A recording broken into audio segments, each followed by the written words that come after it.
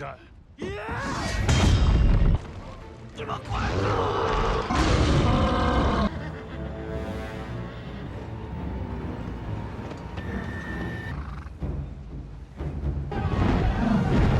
就知道你会。我家四将是跟上来了一个，这边。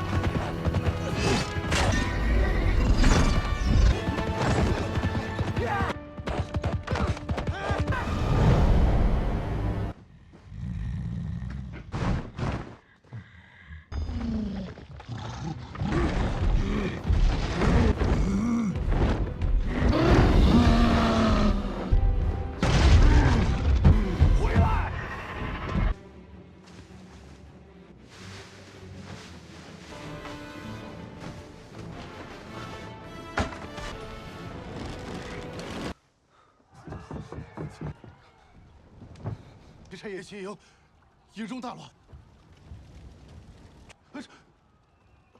是。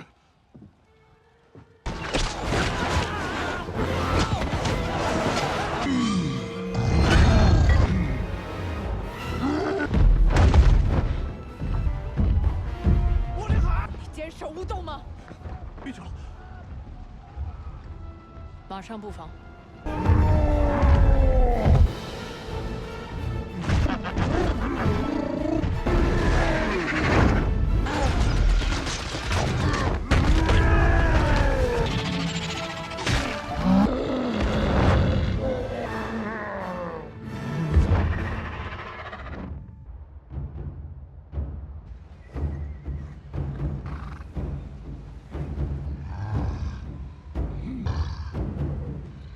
正胜，现在进攻。我今天教教他。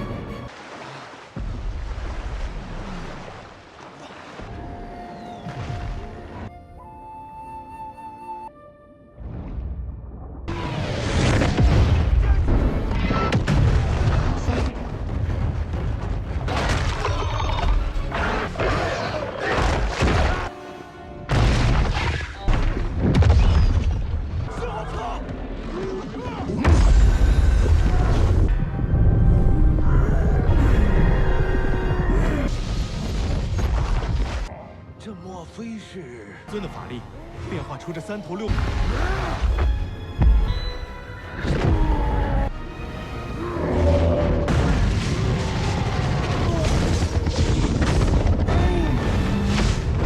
帮一下阴角啊！师叔。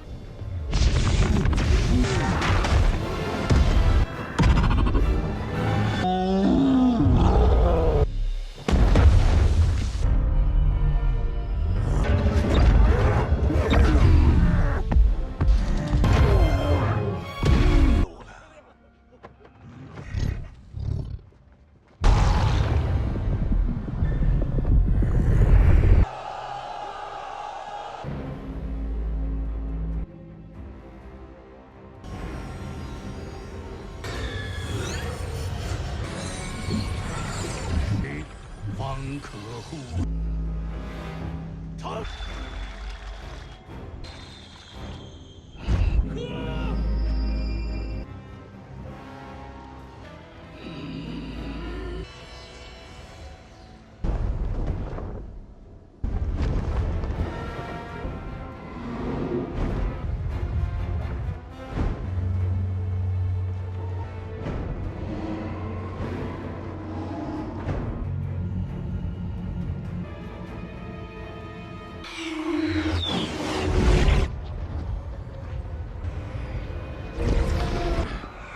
西岐，以上勇士，尔等开选。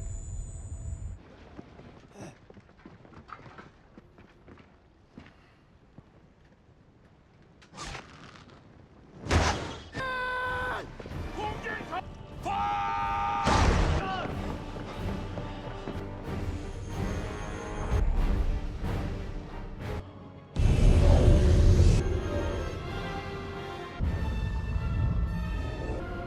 大家千万别被光！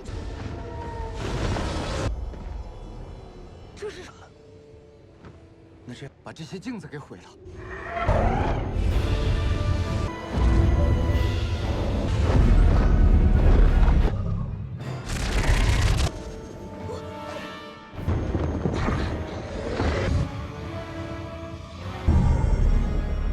铁子，束手待宰，这是夺人3魂7魄吗？在，你们赶快分头剿，一定要守住！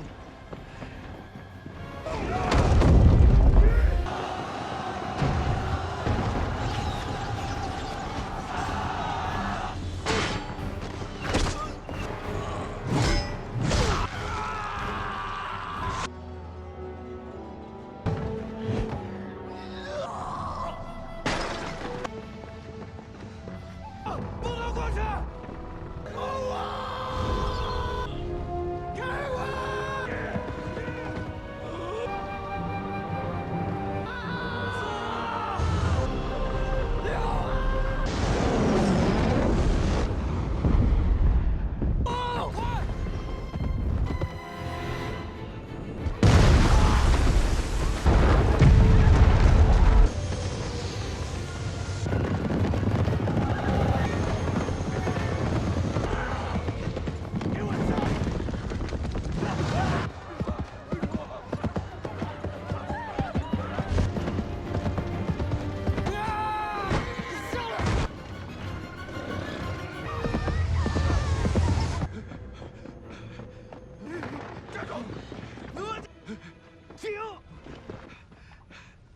阳气！啊，这东西用你们的手永远不死！师叔，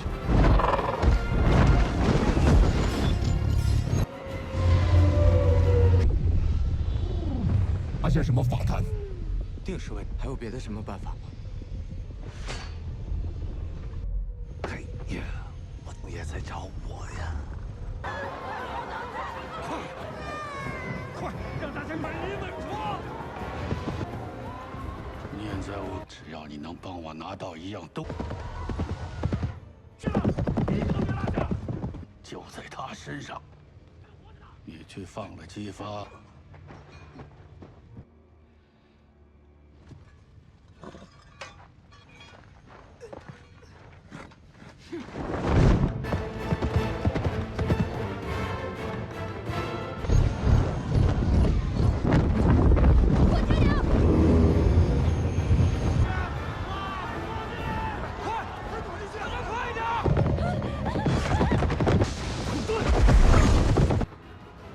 没事吧？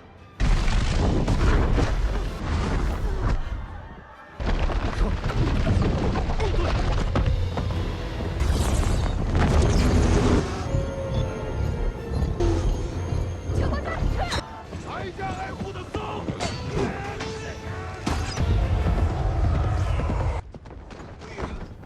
天公城，会是邓九公的女儿。马上停战！封神榜给我，命令，就是要所有被净光锁住魂魄的，我会违背大王的命令。那小子没看错人啊！一次雨是要封神榜在，到时我以焰火绝阵阵眼，必在温火。杀了他们！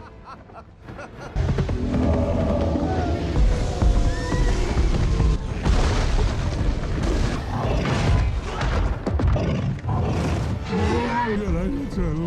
您瞧，哇！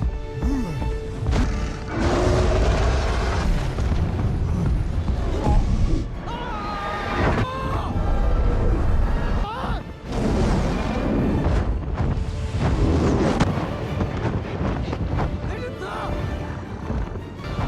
冲进去！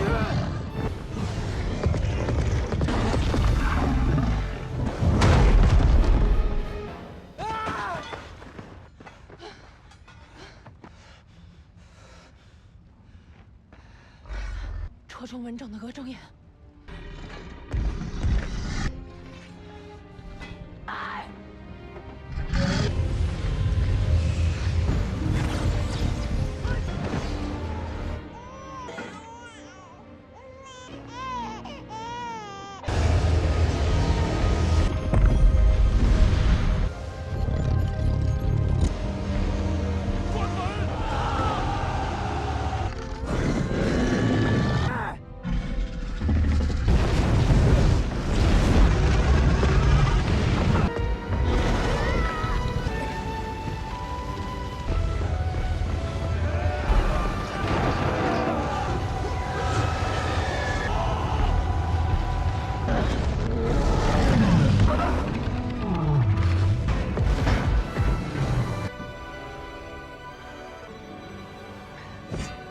是停战，还是死？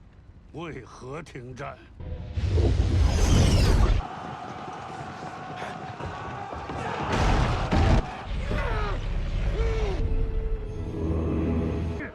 快！你喝了我的符水。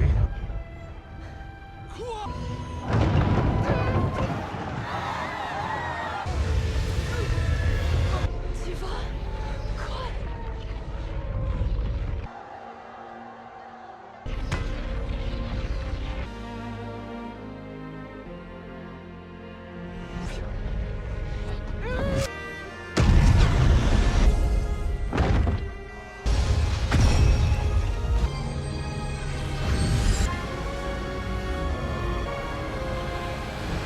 ！Hey guys, today we're diving deep into the epic, world-shaking saga of creation of the gods 2, Demon Force, a movie so grand, it probably required its own team of celestial contractors to build the sets. We pick up where the first film left off, or maybe a little before, as the tyrannical King Zhou, still very much under the enchanting, and let's be honest, quite demonic influence of Daji, continues to plunge the once vibrant Shang dynasty into an era of unprecedented darkness. If you thought his rule couldn't get worse, buckle up, because the Demon Force in the title isn't just for show. Before you head off, if you're enjoying the kind of content I make, please consider liking and subscribing, no pressure, but it truly helps me keep the action coming. Our hero, Jifa, the future King Wu of Zhou, isn't exactly having a chill afternoon. We find him not amidst a grand banquet, but wrestling with the immense burden of his destiny. The very air seems to hum with the collective groan of his suffering people.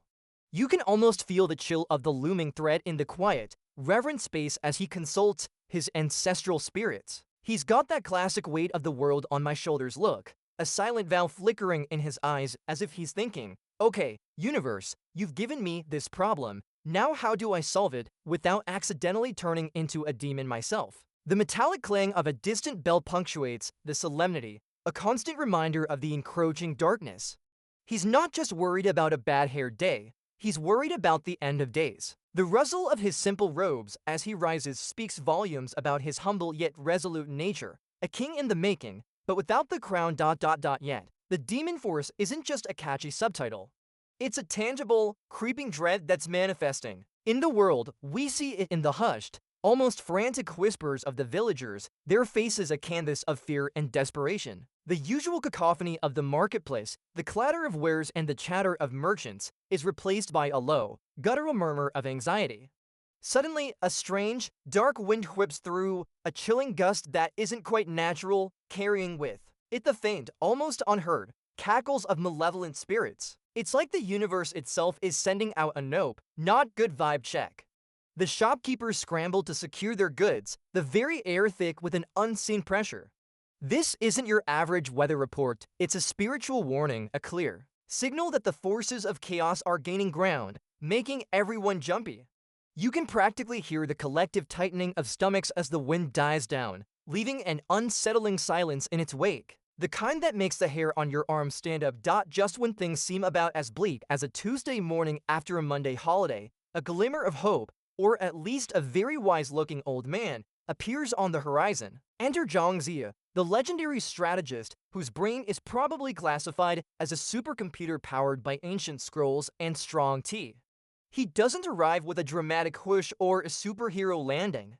Instead, his approach is measured, deliberate, and undeniably sagely. Jifa, mid-sword practice, probably wondering if he'd accidentally ordered a wise mentor from Amazon Prime, pauses his rigorous training as Shang and Zhou's staff taps softly against the ground, a rhythmic, grounding sound. This isn't just an old guy showing up, it's the universe finally sending Jifa a how-to guide for winning an impossible war. The subtle rustle of Shang and Zhou's robes, the steady, knowing gaze, it all radiates an undeniable aura of power. Not of brute strength, but of profound knowledge, ready to drop some serious wisdom on our struggling hero. He's here to remind Jifa that brains often beat brawn, especially when the brawn is demon-possessed. The moment of truth arrives as Jifa and his small, but growing, band of loyalists face off against King Zhou's forces, but these aren't just regular soldiers. Oh no, that would be too easy. Their eyes glow with an unnerving, pulsating red light. Their movements are erratic, almost puppet-like, and they emit guttural and human roars. It's less of a battle and more of an exorcism attempt. With sharp objects, Jifa's sword, usually meeting the metallic clang of armor, now finds a sickening crunch as it cuts through flesh that feels ... wrong. The air is thick with the stench of ozone and something rotten, a truly delightful combination. The crack of spears against shields rings out, but the demonic soldiers barely flinch. You can see the grim realization dawn on Jifa. This isn't just a political struggle. It's a fight for the very soul of humanity against forces that don't play by the rules. It's like trying to win an argument with someone who's already decided you're wrong and is now possessed by a lesser demon. Not ideal. Meanwhile, back at the luxurious palace, Daji, the queen of manipulative charm and general bad vibes, is busy tightening her grip on King Zhou. She's draped in silks that shimmer with an almost unholy gleam, her beauty a lethal weapon, whispering sweet nothings that are anything but. You can almost hear the subtle hiss in her voice as she twists his words, turning his every decision into another step towards complete ruin.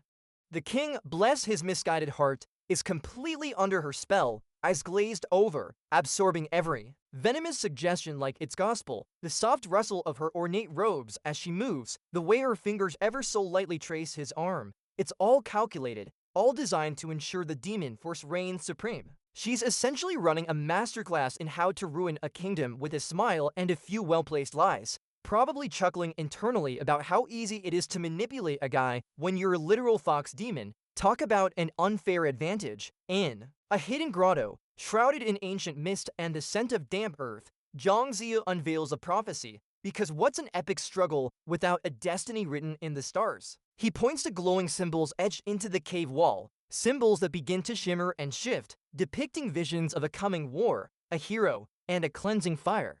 It's like watching a really old, very dramatic PowerPoint presentation. The subtle hum of the ancient magic fills the air, a deep resonance that vibrates through your bones. Jifa watches, a mixture of awe and trepidation on his face, understanding that this isn't just about winning a battle. It's about fulfilling a cosmic blueprint. The visual cues aren't just pretty light shows, they're direct instructions from the universe, probably with a few hidden Easter eggs for future generations.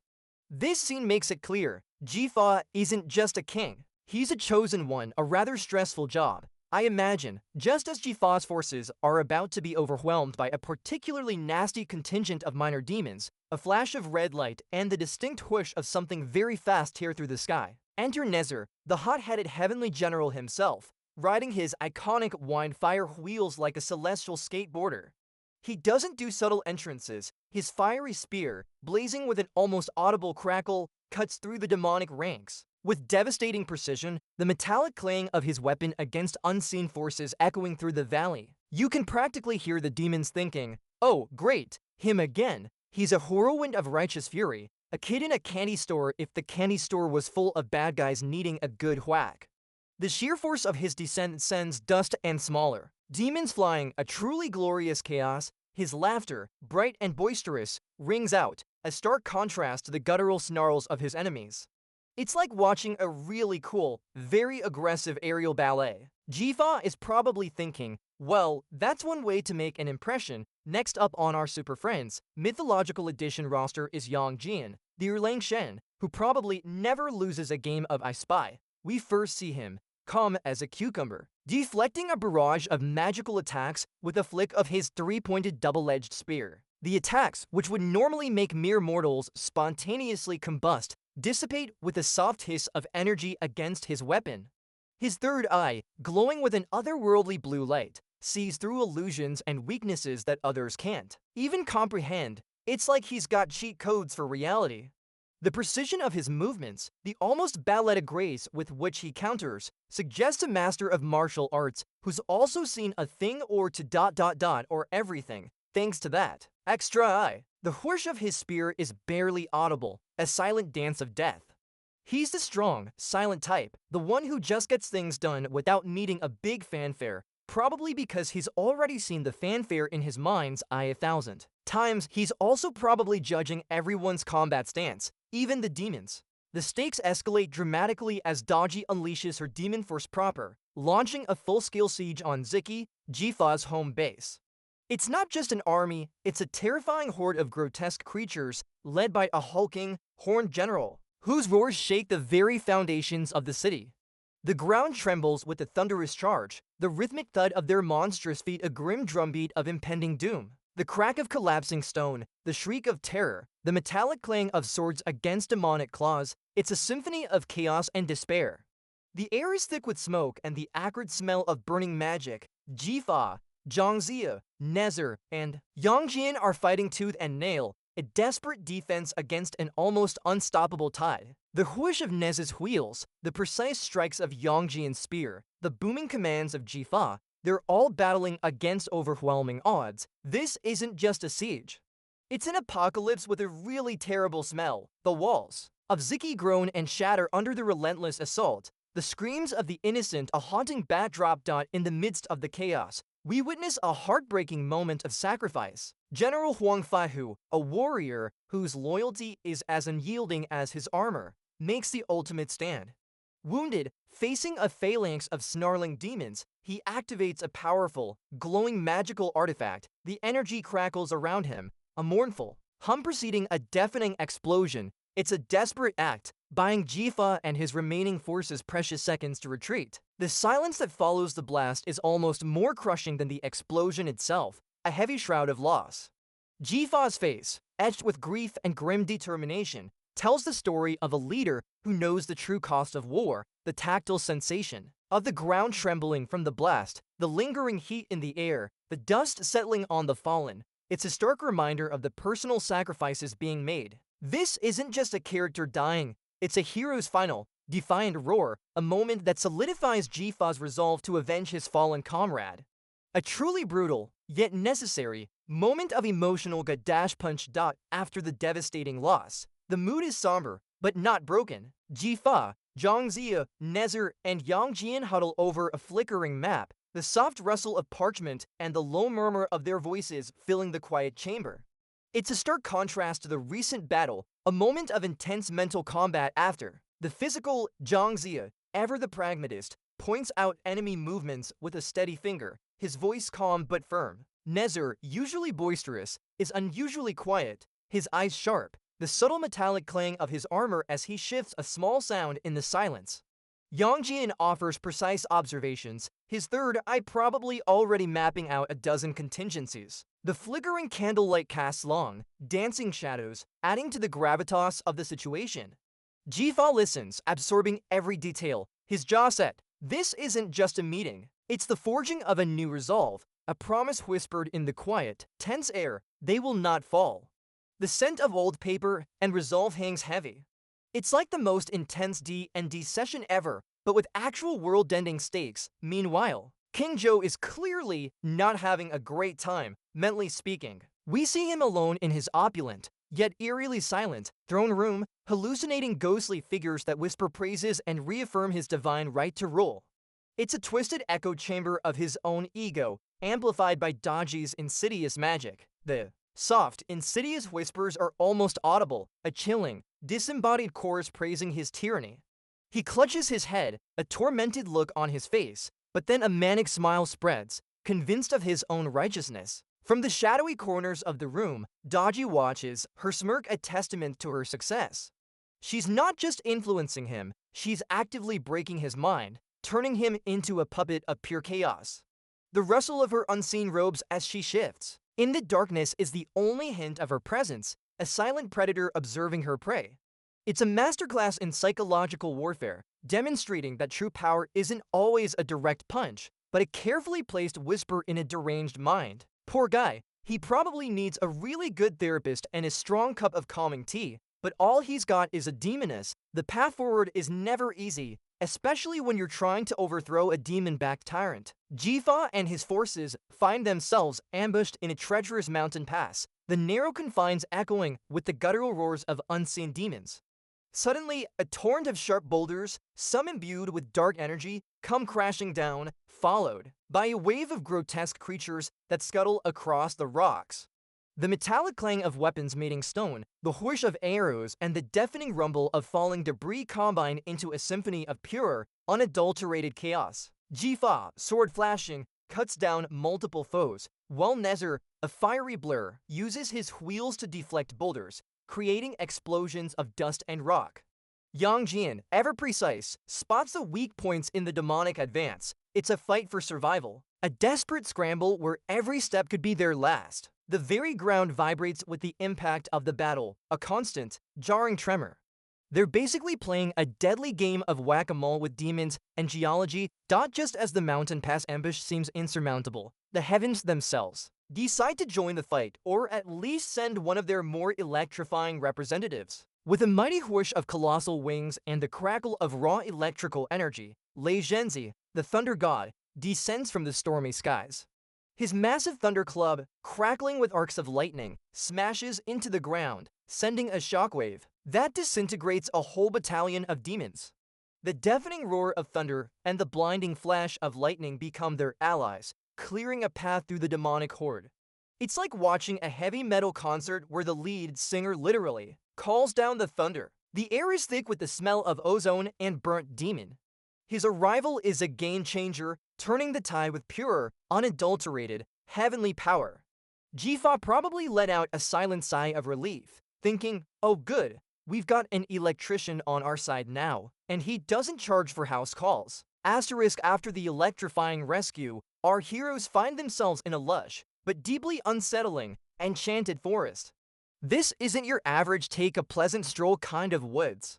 This is the kind that actively tries to mess with your head. The trees themselves seem to whisper insidious suggestions, their leaves rustling with unseen secrets, and shadowy figures flit just beyond the periphery of vision. It's Daji's psychological warfare, amplified.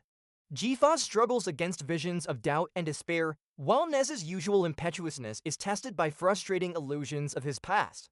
Yang Jian, thanks to his third eye, is the most resistant, but even he feels the unsettling pull. The silence here isn't peaceful. It's the deafening silence that precedes a scream, broken only by the insidious whispers that prey on their deepest fears. The air feels heavy, almost suffocating, with unseen magical pressure.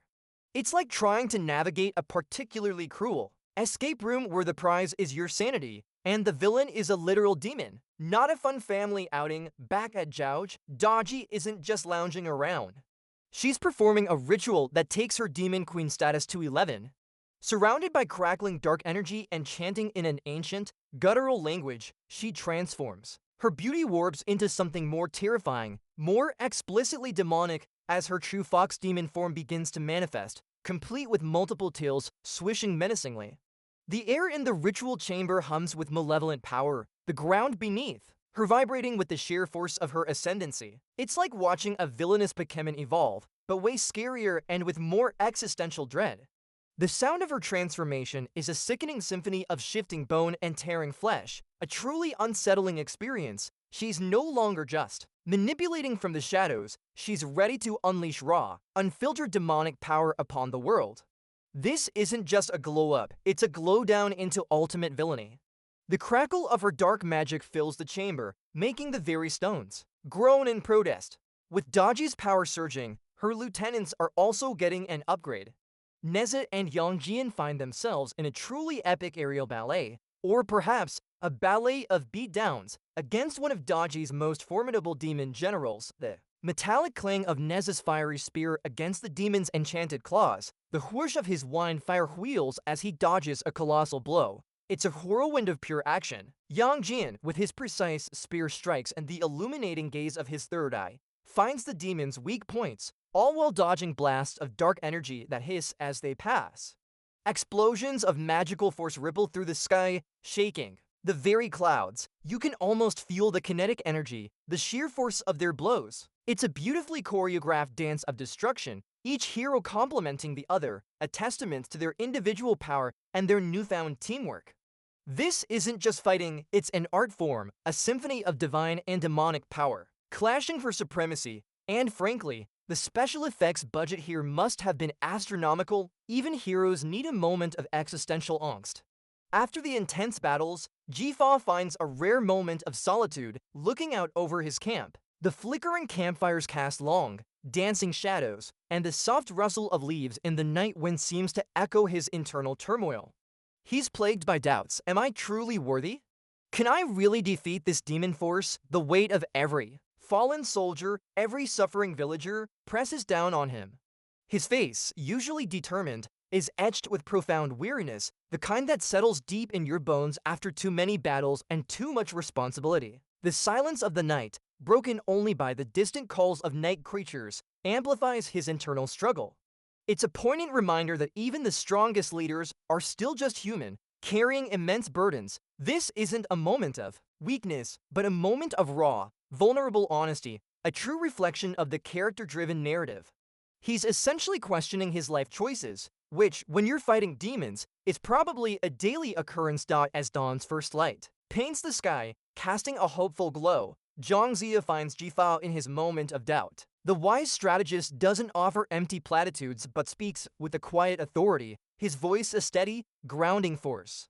He places a reassuring hand on Jifa's shoulder, a gesture that conveys not just comfort, but unwavering belief. The path is fraught with despair, but it is in these moments that true leadership is forged. He imparts, his words echoing with ancient wisdom. The soft rustle of their robes in the morning breeze is the only sound, highlighting the gravity of their conversation.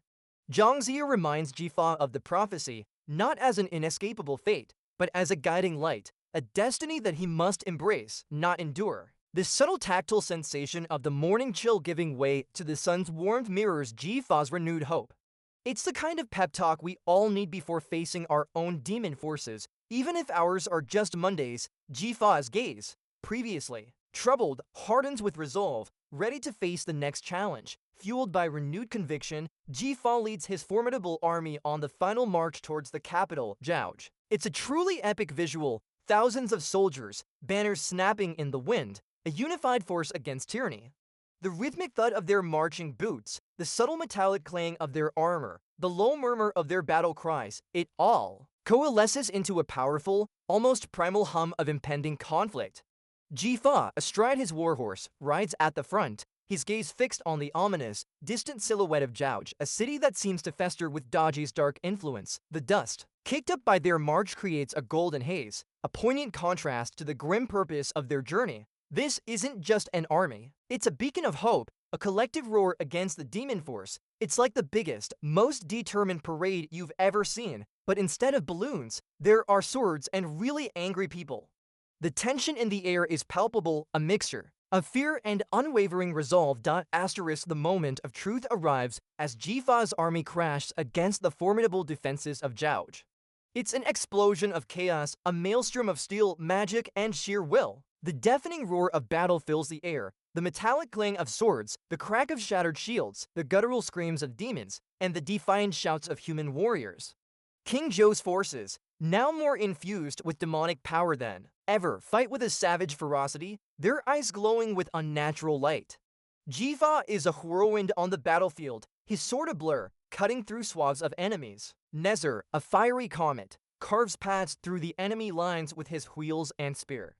Yang Jian, his third eye glowing, picks off key demonic targets with uncanny precision. Lei Zhenzi unleashes bolts of lightning, clearing sections of the battlefield. It's absolute pandemonium, a brutal ballet of destruction where every blow counts. The ground vibrates with every impact, the air thick with dust and the stench of battle. This isn't just a fight. It's a war for the fate of an entire world, and everyone's bringing their game. And their demon-slaying gear. Just as victory seems within reach, Daji, in her full, terrifying fox demon form, unleashes a truly devastating magical trap. The opulent halls of Zhouj suddenly twist and turn, reality itself bending to her will. A vast, disorienting illusion engulfs the heroes, separating them and throwing them into a labyrinth of their own fears and memories. The whispers of the enchanted forest return, amplified, preying on their minds. Walls seem to shimmer and vanish. Floors become bottomless pits, and familiar faces turn into demonic mockeries. The air is thick with the sweet, cloying scent of illusionary fear. Nez's fiery temper is pushed to its limits. Yang Jian struggles to see through the layers of deceit, and even Jifa questions what is real. It's like being stuck in a really bad acid trip designed by a supervillain. The silence is broken only by the insidious, echoing cackle of Daji, who watches their torment from the true reality, delighting in their confusion. This isn't a physical battle, it's a psychological assault, a test of their very sanity. They have to rely on more than just brute strength to escape this one. Through the shifting illusions, Jifa finally confronts King Zhou in the heart of the collapsing throne room. This isn't just a battle, it's a tragedy playing out in real time. Zhou, still powerful but clearly a puppet of Daji, fights with a manic fury, his eyes devoid of his former self. Jifa, wielding his sword with a heavy heart, tries to reach the man he once knew beneath the demonic influence.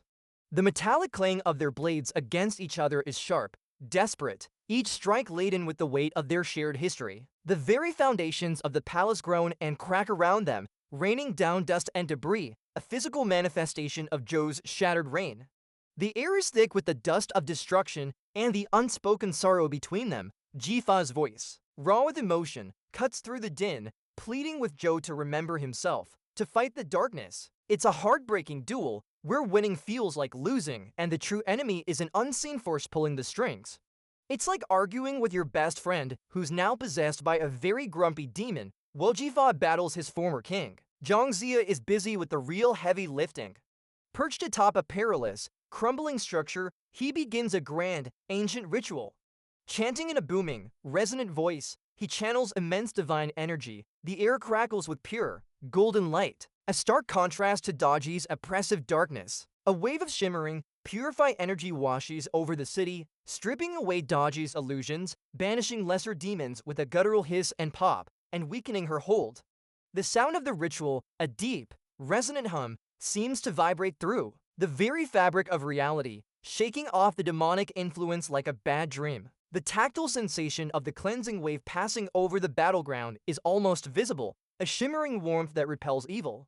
It's like hitting the reset button on reality, a powerful counterspell that levels the playing field. The earth itself seems to sigh in relief as the demonic oppression begins to recede, replaced by a tangible sense of hope.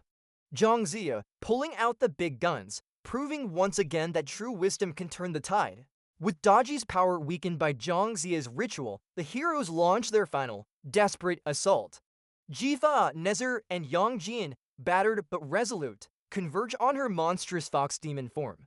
The metallic clang of Jifa's sword, infused with his righteous fury, strikes true. Nezer, a blur of fiery energy, unleashes a barrage of fire and wind, his spear a streak of red light, eliciting a shriek of pain from the demoness. Yang Jian, his third eye blazing, finds the vital points, delivering precise, devastating blows that sever her connection to the demon force. She snarls, lashes out with her tails, the whoosh of them cutting through the air, trying to engulf them in one last desperate burst of dark magic, but they are too coordinated, too determined. The ground trembles beneath their combined assault, the air thick with crackling energy and the pungent scent of sulfur.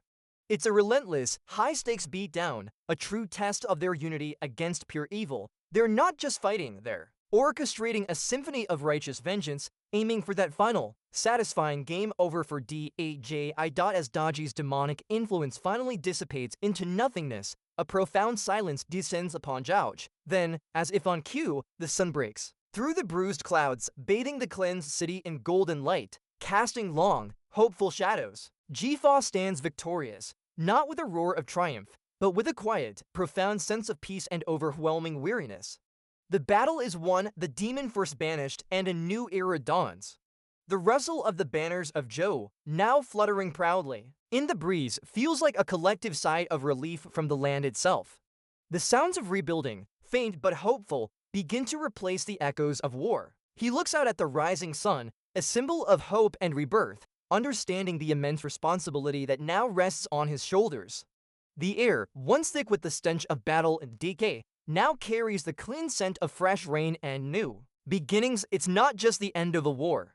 It's the quiet, powerful beginning of a dynasty, a testament to courage, sacrifice, and the unwavering belief in a better tomorrow. This is the calm after the storm, a truly deserved moment of profound victory. So, there we have it, the epic tale of creation of the gods 2, Demon Force, Jifa. Now King Wu sits on his throne, not as a conqueror, but as a unifier, surrounded by his trusted allies who stand tall, their shared journey etched on their faces. It's a powerful moment of reflection, recognizing the sacrifices made and the profound impact of their choices.